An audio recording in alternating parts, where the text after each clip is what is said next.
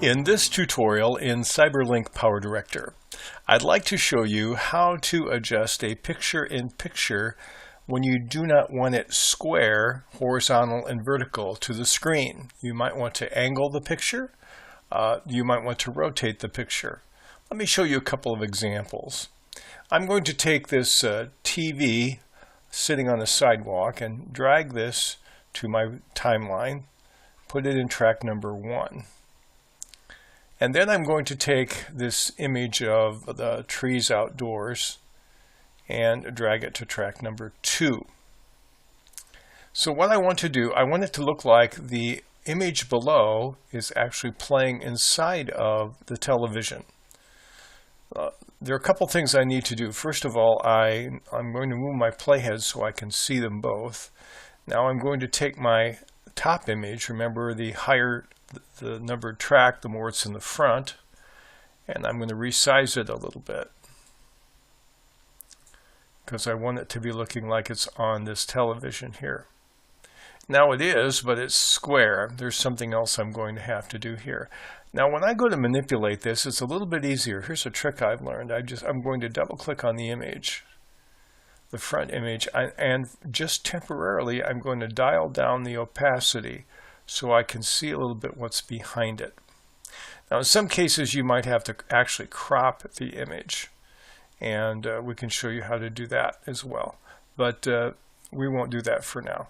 So I'm going to take this image here that I've clicked on, and I'm going to rotate it just a little bit, move it here, drag it down.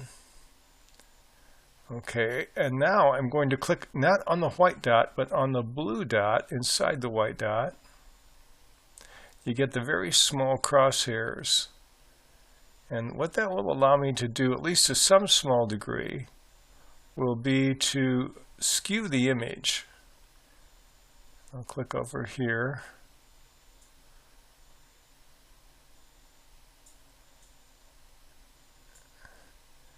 Where you can make it fit a little bit like at an angle.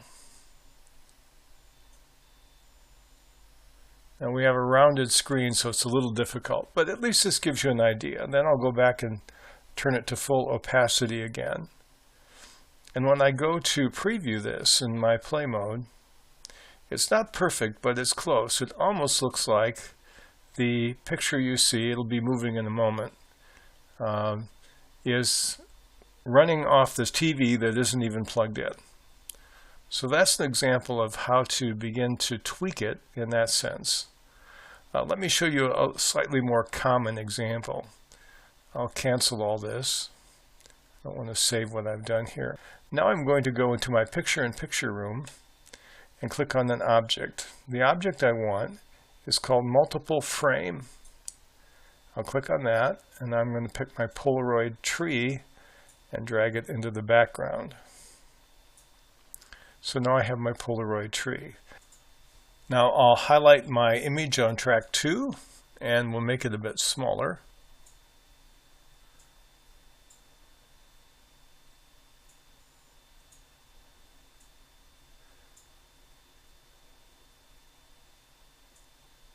Now you can do this with this image behind track number 1 or in front of. Okay, and what I'm going to do, I'll double click on it. That gives me more control.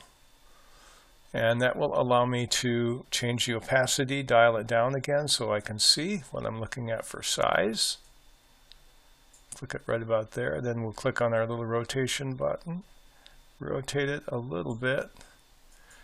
Okay, and I'm going to click on OK for now. That's not too bad. It overlays it a little bit.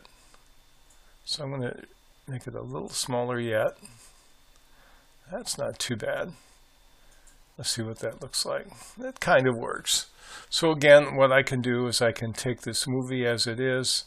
I can go ahead and simply play it, and it will play inside the larger movie independent of it. Now if you want a little better fit and finish, here's a trick. I'm going to stop that. And what I will do in this case is I will switch the two orders and tracks. So I'm going to move this. I'll take this and put this in track number 3. And so now we have the nice sharp edges because it's actually now behind the multiple frame that I have here. And I need to probably go back here, double click on it again, and move my opacity up to 100%. So it's brighter. Click on OK. And now when I go to play it, we'll move a little ways into it where there's motion. Hit play.